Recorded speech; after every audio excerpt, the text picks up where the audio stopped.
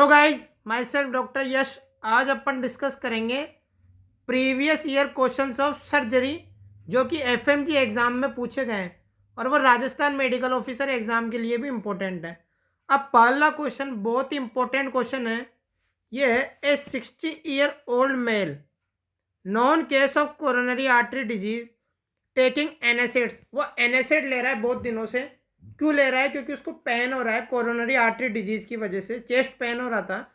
Was brought to emergency with pain and pain abdomen, मतलब उसको emergency में लाया गया है पेन एब्डोमन के साथ। अगर वो एमरजेंसी में आ रहा है इसका मतलब उसका जो पेन हो रहा है एब्डोमन में वो बहुत ज़्यादा हो रहा होगा। On examination tenderness was present all over the abdomen. Tenderness present है ऑल ओवर दी एब्डोमन। और बीपी क्या है? 90/60 यानी कि hypotension. Chest X-ray is given below. What is the next step of management? अब नेक्स्ट स्टेप में क्या करेंगे अपन? सबसे पहले देखिए चेस्ट एक्सरे। ये डायफ्राम है। डायफ्राम के नीचे क्या दिख रही है? एयर दिख रही है। Air under the diaphragm. जब भी एयर अंडर द डायफ्राम दिखे इसका मतलब होलो विस्कस ऑर्गन की क्या है? इंजरी है। जब भी एयर अंडर द डायफ्राम दिखे इसका मतलब कोई भी होलो विस्कस ऑर्गन जो कि एब्डोमन में है उसका परफोरेशन हो गया। अब अपन इस क्वेश्चन से भी समझ सकते हैं। पेशेंट कई दिनों से क्या ले रहा है? एनासिड ले रहा है, जिसकी वजह से उसको क्या हो गया होगा? Peptic ulcer. अब वो पेप्टिक अल्सर क्या करेगा? परफोरेट कर गया। जब वो परफोरेट कर गया तो क्या दिखेगा? एक तो टेंडरनेस दिखेगी एब्डोमन में। कौन सी टेंडरनेस? Rebound tenderness. और चेस्ट एक्सरे में क्या दिखेगा? Air under the diaphragm. अगर एयर अंडर दी डायफ्राम बहुत कम है तो वो कौन सी इमेज में दिखेगी? अपन को सीटी इमेज में दिखेगी। फिर अपन को क्या कराना पड़ेगा? सीटी इमेज, सीटी स्कैन कराना पड़ेगा एब्डोमन का। अब इसका मैनेजमेंट कैसे करते हैं अपन? होलो विस्कस ऑर्गन इंजरी का इसका मैनेजमेंट करते हैं अपन, स्टेप वाइज मैनेज करेंगे। सबसे पहले अपन क्या करेंगे? एयरवे, ब्रीदिंग और सर्कुलेशन को क्या करेंगे? मेंटेन करेंगे। फिर उसके बाद क्या देंगे पेशेंट को? IV fluid. आईवी फ्लूइड क्यों देंगे? ताकि उसका बीपी क्या हो जाए? नॉर्मल। तो पहले क्या देंगे? पेशेंट को आईवी फ्लूइड देंगे। उसके बाद उसको एंटीबायोटिक देंगे, आईवी एंटीबायोटिक्स। फिर क्या करेंगे? नील पर ओरल। नील पर ओरल, उसको मुंह से कुछ भी नहीं देंगे।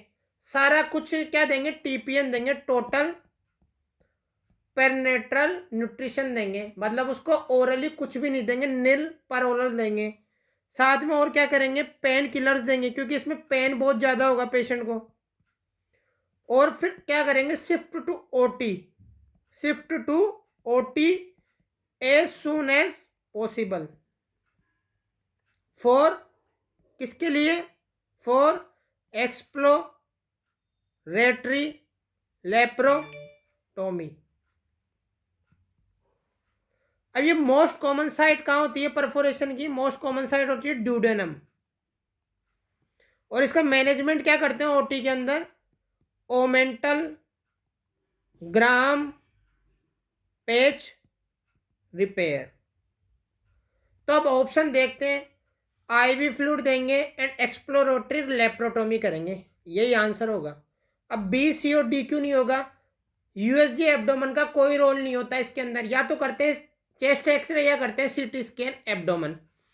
इमरजेंसी लेप्रोटोमी नहीं करेंगे। पहले अपन उसको एयरवे, ब्रीदिंग, सर्कुलेशन मेंटेन करेंगे थ्रू आईवी फ्लूइड। नील पर ओरल करेंगे उसको। और क्या करेंगे? एंटीबायोटिक देंगे, पेन किलर्स देंगे।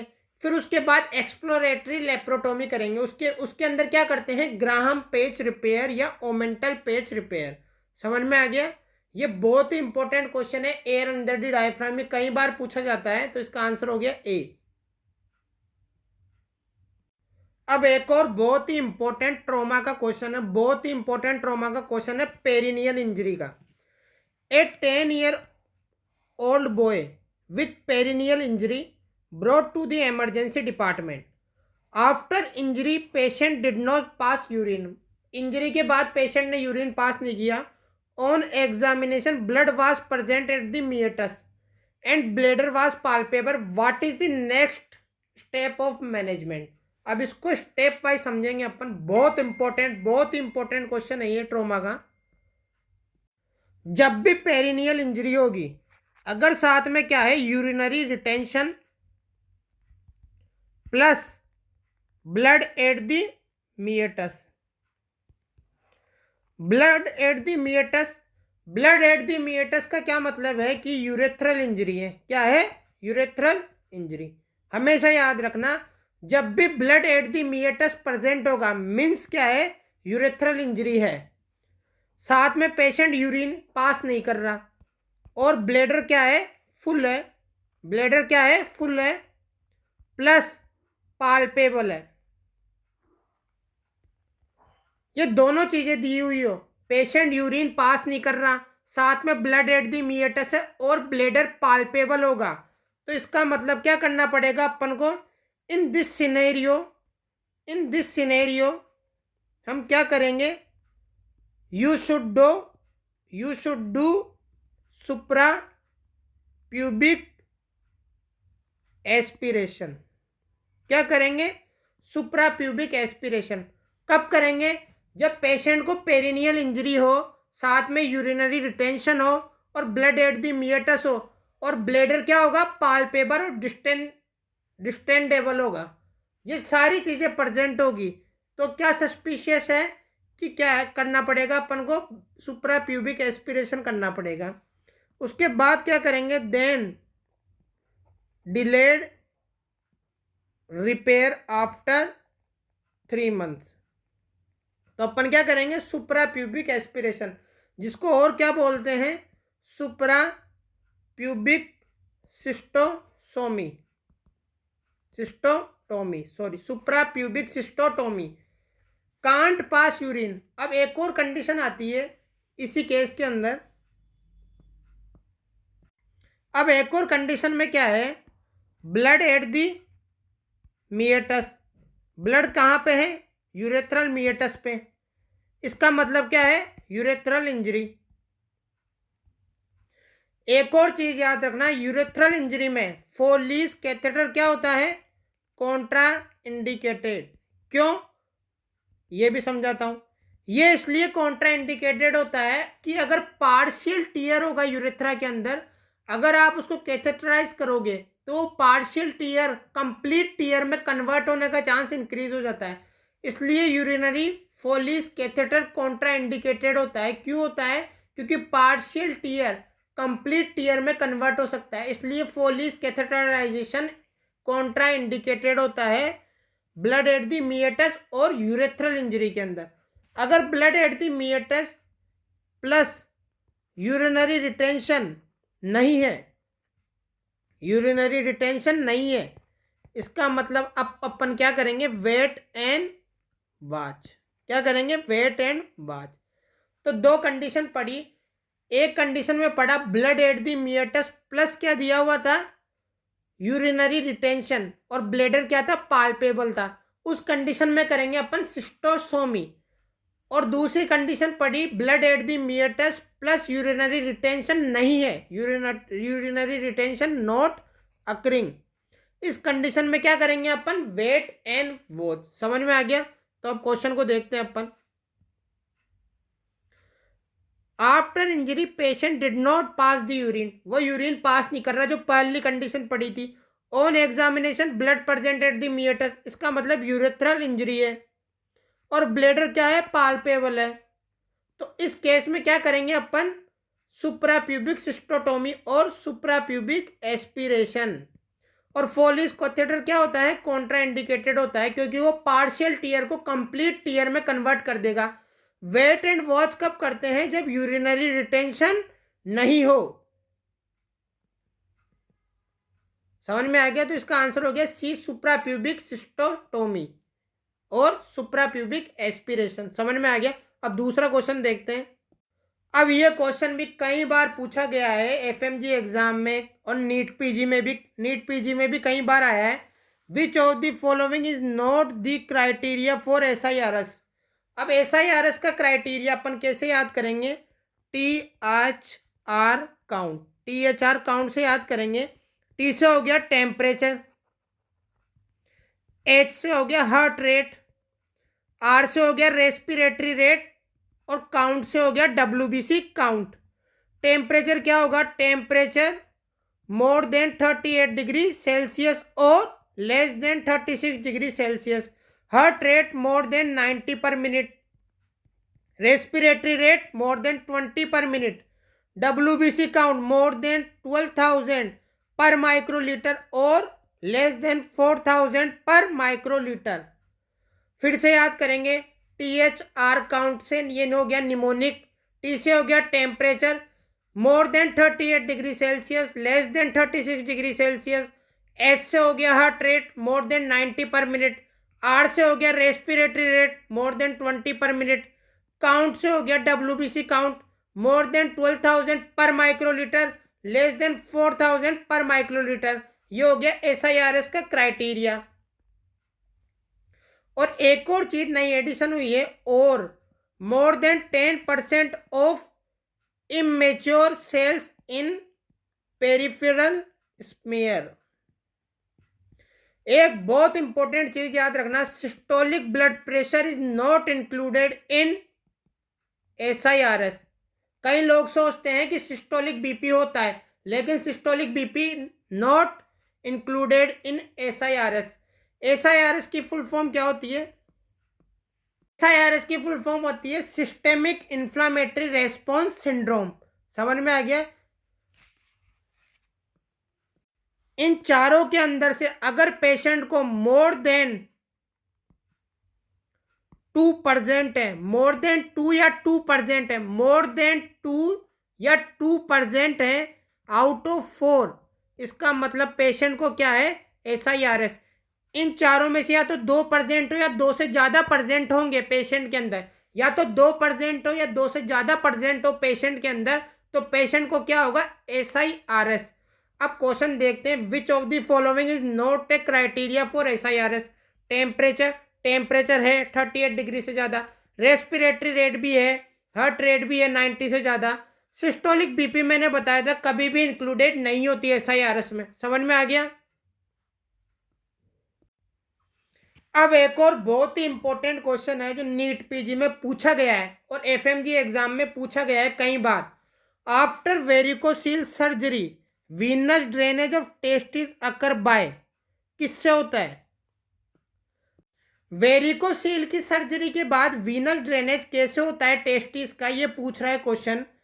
जब भी वेरिकोसील सर्जरी होती है उसमें अपन क्या करते हैं? लाइगेट दी टेस्टिकुलर वेसल्स। अब उनको अलग अलग जगह लाइगेट करते हैं तो अलग अलग तरीके के ऑपरेशन होते हैं। जैसे एक ऑपरेशन होता है पाल्मोज ऑपरेशन।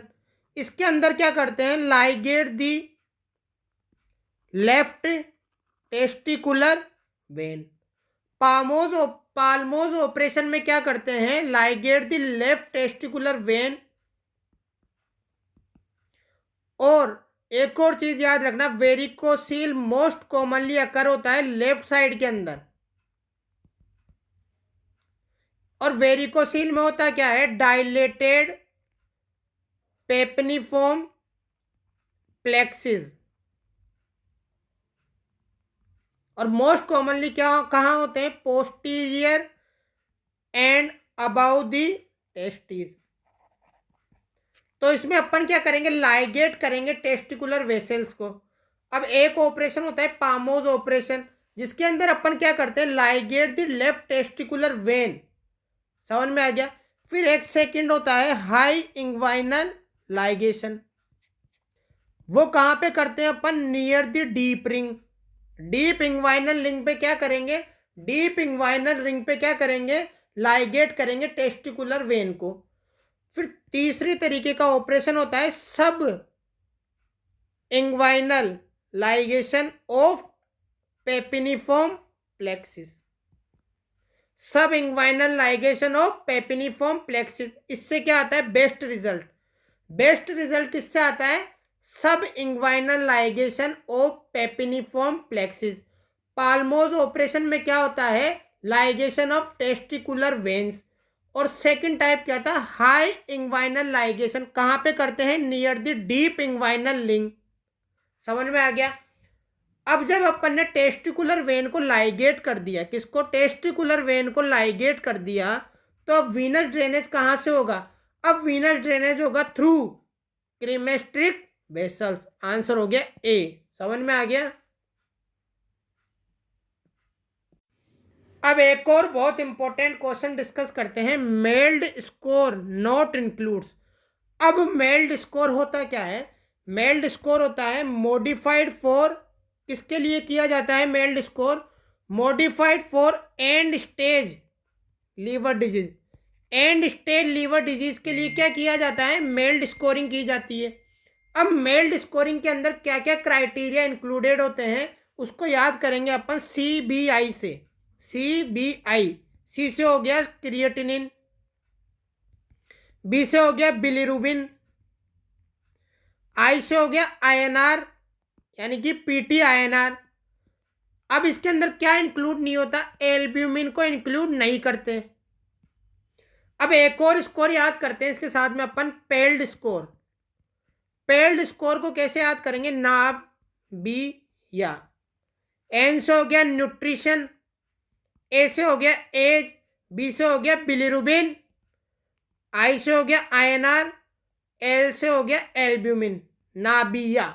पेल्ड स्कोर याद कर लिया। ये किसके लिए करते हैं? फॉर चाइल्ड, पीडियाट्रिक ग्रुप के लिए। पीडियाट्रिक ग्रुप के लिए क्या करते हैं?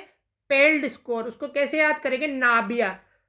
एन से हो गया न्यूट्रिशन, ए से हो गया एज, बी से हो गया बिलिरुबिन, आई से हो गया INR, ए से हो गया एल्ब्यूमिन, फॉर पीडियाट्रिक ग्रुप। अब एक और स्कोर होता है Child Pugh score.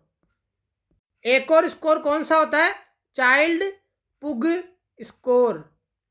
Child Pugh score में क्या करते हैं अपन? इसको याद कैसे करेंगे? एक बाप। कैसे करेंगे? एक बाप। चाइल्ड है ना, चाइल्ड का क्या है? एक बाप है।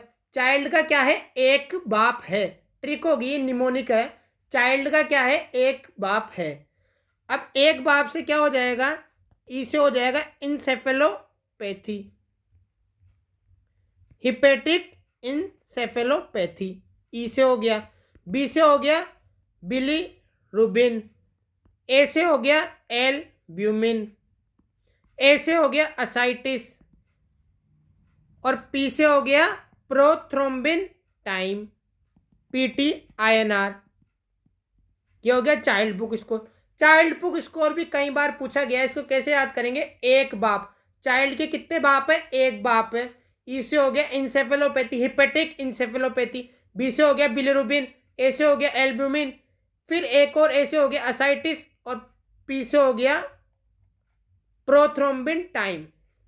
समझ में आ गया? तो आज का डिस्कशन यहीं खत्म होता है। ऐसे ही चैनल को सपोर्ट करना please. Like and subscribe this channel.